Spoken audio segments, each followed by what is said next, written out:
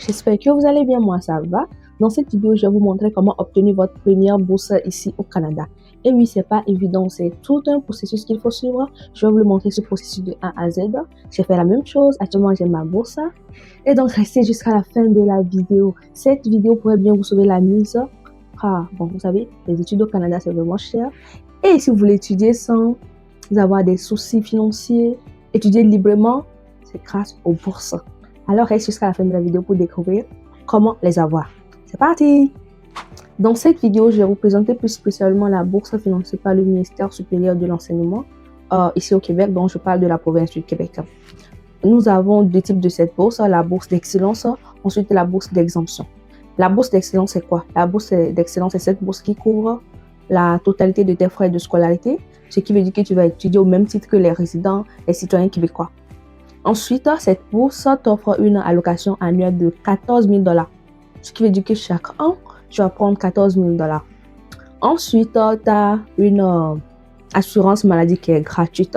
Du coup, cette bourse couvre ton assurance maladie. Maintenant, c'est quoi la bourse d'exemption? La bourse d'exemption, elle couvre seulement tes frais de scolarité. Donc, tu vas étudier au même titre que les Québécois ou bien les résidents permanents. Mais pour l'allocation mensuelle ou bien l'assurance maladie, c'est toi-même qui vas t'en occuper. Donc, c'est un peu ça. Mais moi, je pense que la bourse d'exemption, déjà, c'est largement suffisant. C'est largement agréable. Puisque, en fait, les frais qui sont plus coûteux ou bien plus imposants ici, c'est les frais de scolarité qui sont vraiment très chers, pour ne pas exagérer. Donc, maintenant, vous savez ce que c'est qu'une bourse d'excellence et une bourse d'exemption. On va pas passer à l'étape suivante. Maintenant, quels sont les critères d'admissibilité? D'abord, tu dois faire partie d'un pays admissible. Donc, c'est quoi un pays admissible? C'est un pays qui est en développement et qui a un accord avec le CEGEP. Ou soit les pays francophones d'Afrique. Ces pays sont vraiment très prioritaires.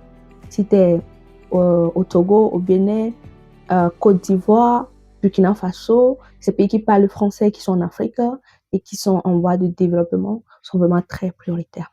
Ensuite, tu dois être admis dans un programme technique. Ce qui veut dire que tu dois suivre une formation. Bon, tu dois t'inscrire pour suivre une formation technique, ou soit professionnelle, et non une formation pré-universitaire. Vous savez, au Cégep, il y a deux types de formations. D'abord, les formations professionnelles, c'est les formations qui aboutissent à l'emploi après 3 ans d'études. Ensuite, les formations pré-universitaires. Ce sont les formations qui te préparent juste à mieux t'intégrer dans tes cours l'année prochaine. Avec ce genre de formation, les formations pré-universitaires, tu ne peux pas obtenir la bourse. Tu dois être dans une formation professionnelle. Et maintenant, à part ces critères, il y a un dernier critère qui est très important, très déterminant, c'est ton dossier scolaire. Tu dois avoir un bon dossier scolaire. Pour une bourse d'excellence, tu dois avoir au minimum 80%, voilà, 80%. Et donc, c'est un peu ça. Vous devez vraiment avoir un très bon dossier scolaire pour postuler à une bourse d'exemption ou bien une bourse d'excellence. Mais sachez que la bourse d'excellence, elle est plus exigeante que la bourse d'admission. Donc, à vous de voir si vous êtes donc, votre moyenne, tout ça, elle est inférieure à 80%. Donc, vous devez penser à postuler à une bourse d'exemption. Bon, on ne sait jamais, ça varie aussi des candidatures soumises. Donc, ça voilà, c'est tout. Maintenant, comment postuler? D'abord, sachez que c'est par le Cégep, c'est via le Cégep que vous allez pouvoir postuler à cette bourse. Et donc, ne vous faites pas tromper, il n'y a pas un site ou bien un formulaire en l'air qu'il faut remplir, non. C'est par le Cégep. Donc, comment vous allez vous y prendre? D'abord, vous devez choisir un Cégep admissible. Quand je dis admissible, je parle du Cégep par lequel le ministère offre la bourse. On peut prendre l'exemple du Cégep de Sherbrooke, Cégep de Jonquière, Cégep de Chicoutimi, Alma, Saint-Félicien, Trois-Rivières. Bref, je vais mettre le lien de tous ces cégeps dans la description. Donc, si vous voulez postuler, n'hésitez pas à cliquer sur ce lien. Ensuite, vous devez faire votre demande d'admission dans ce cégep. et dans un programme admissible. J'avais déjà parlé des programmes admissibles, donc on va passer. Voilà, au prochain point. Après avoir fait votre admission, vous devez contacter le service des étudiants internationaux.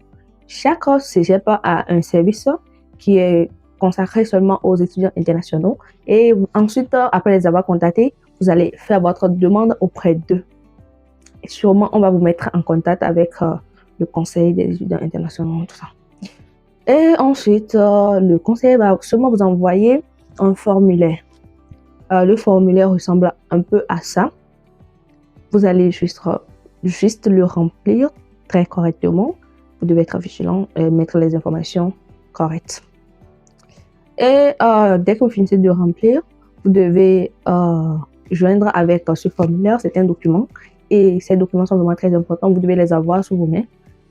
Nous avons le passeport, votre CV, votre acte de naissance, vos bulletins et relevés du lycée, c'est-à-dire de vos 3 dernières années. Et en dernière position, il vous faut une lettre de motivation. Cette lettre, elle est vraiment très importante. Elle peut vraiment jouer un très grand rôle dans votre processus de sélection. Dans la lettre, vous allez juste expliquer qui vous êtes, vos passions, vos projets surtout. Ça, c'est très important. Votre projet d'études, c'est vraiment... Vous devez avoir déjà un projet d'études dans la tête. Vous venez ici au Québec, c'est pour faire quoi?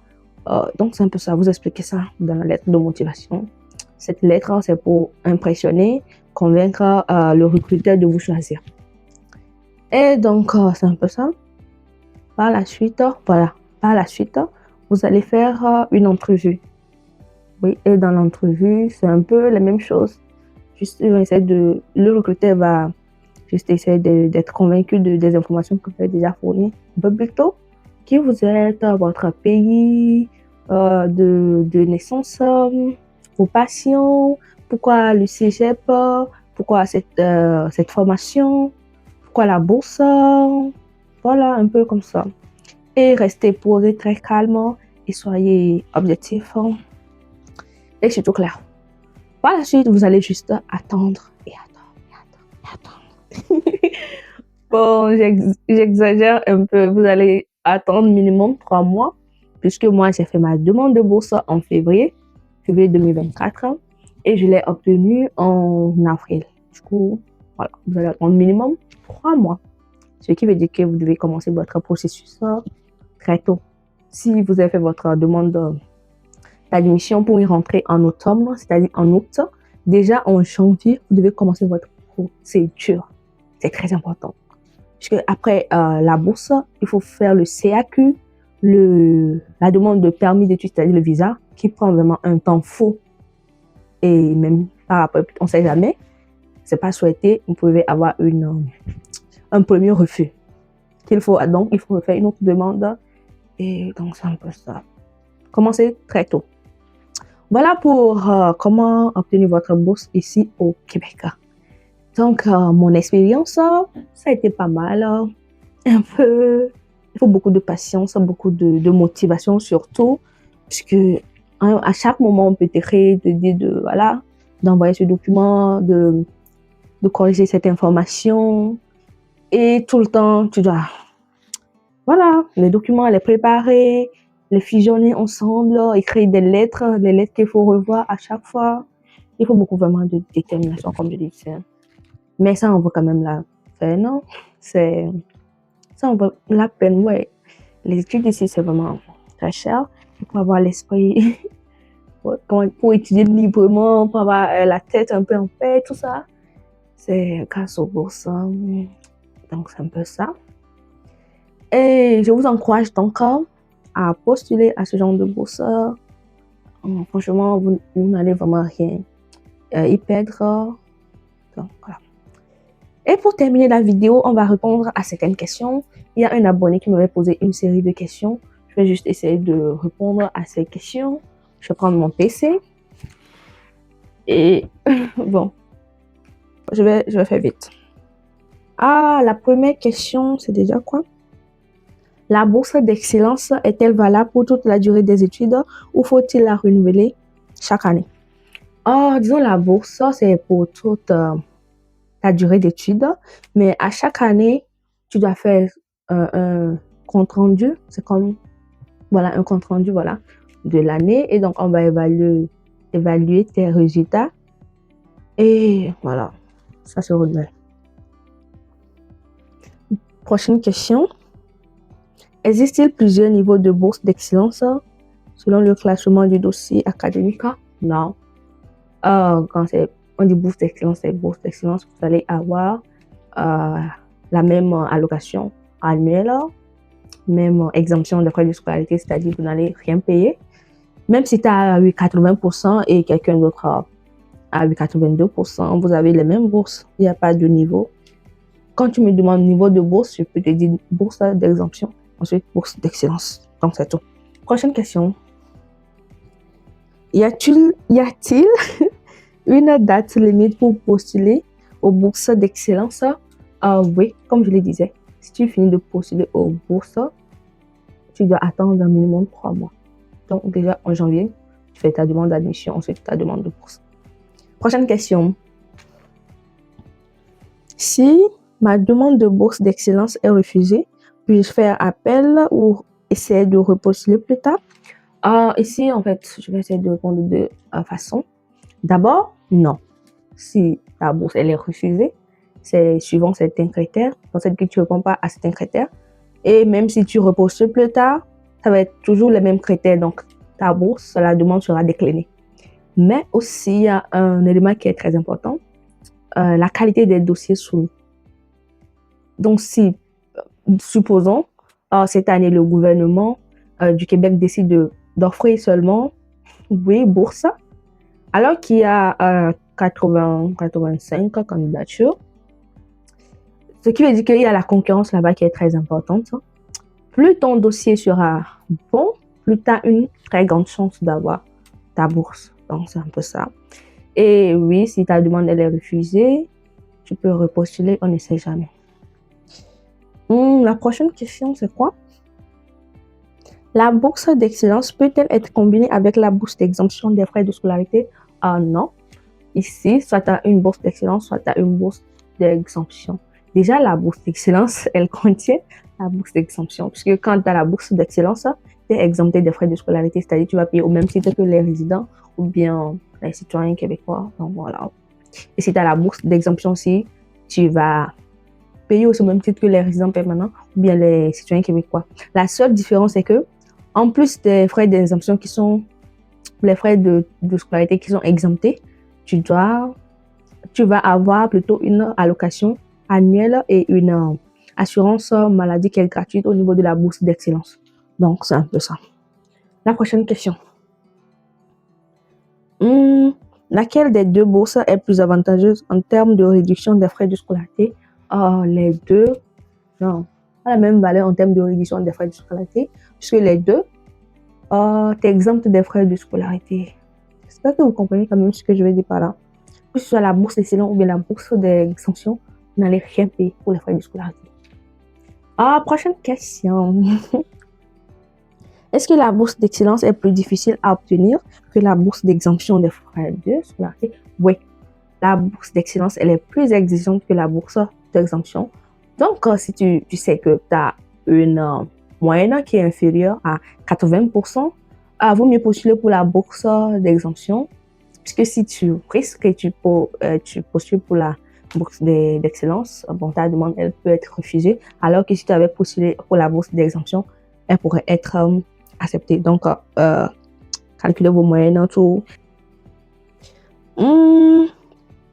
Bon, non, cette question, j'ai déjà répondu à ça. Oui.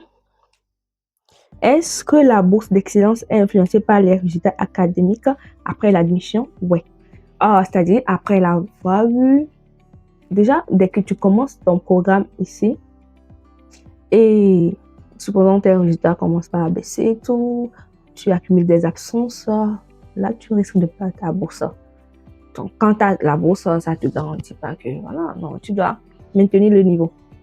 Prochaine question.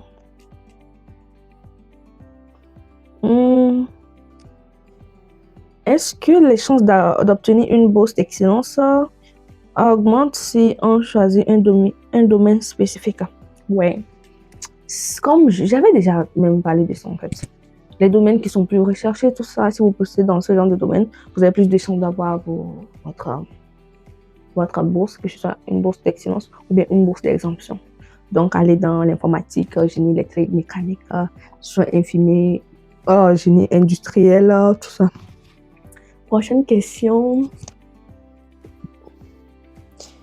Une fois obtenue, comment est versée la bourse d'excellence? Ça dépend des établissements. Il y a certains établissements qui ne versent pas à semestre. Donc, dans l'année, tu auras deux. Voilà. Tu auras deux fois. Donc, ta bourse sera versée 2 fois. Mais d'autres préfèrent verser par mois, vous savez, comme ça, par mois, 1 400 $ canadiens par mois. Donc, ça me fait ça. Ensuite, quelle est la question qui suit? Faut-il maintenir une certaine moyenne pour continuer à bénéficier de la bourse? Oui, tu dois maintenir le niveau, éviter les absences, ça c'est vraiment très important. Et ensuite, ne jouez pas dans un cours, et voilà, c'est le tour à jouer. Mais que se passe si mes résultats baissent en cours d'études? Si les résultats baissent, là, tu risques de perdre ta bourse. Ok, voilà. C'est fini pour les questions. Bon, j'ai fermé mon PC. Merci d'avoir regardé jusqu'à la fin. Si la vidéo vous a aidé, abonnez-vous. C'est vraiment très important pour moi. On se dit à plus dans une prochaine vidéo. Bye!